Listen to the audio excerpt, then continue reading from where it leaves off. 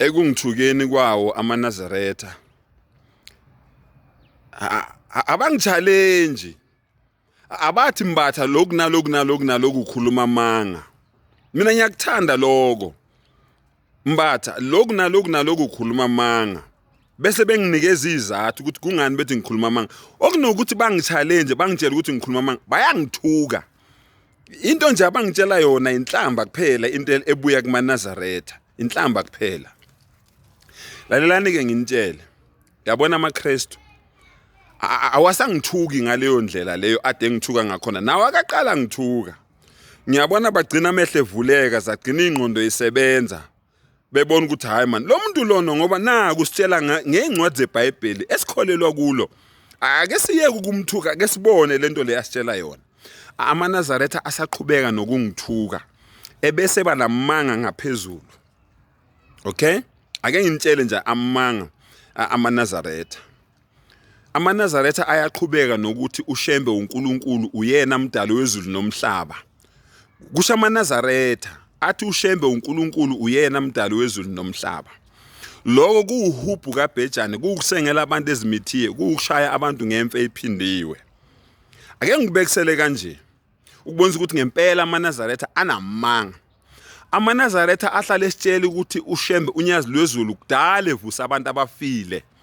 Kukhuluma bona abantu baze bakhuluma ukuthi nginobufakazi ukuthi ngavuswa mina sengifile ngaze ngibonise ngisho ithuna lami la engase ngiyongcwatshwa khona. Amanga alihlaza cwe.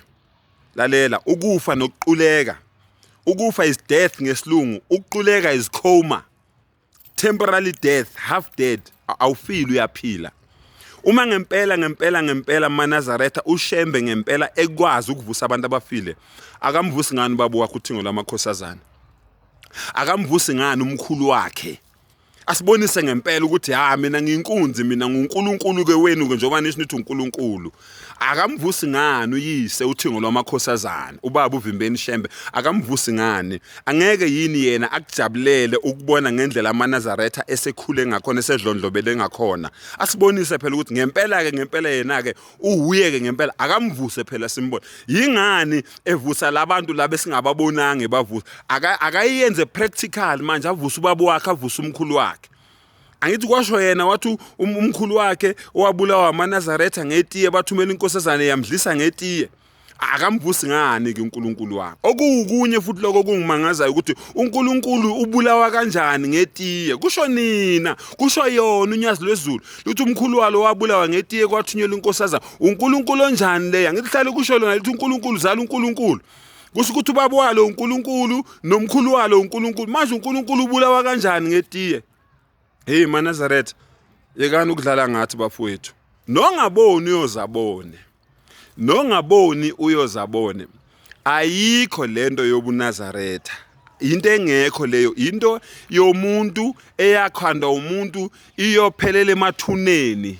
Njengoba ishingoma ithi konke kophelela emathuneni amagugalelo izophelela emathuneni. NobuNazaretha buphelela emathuneni akukho la budlulela khona.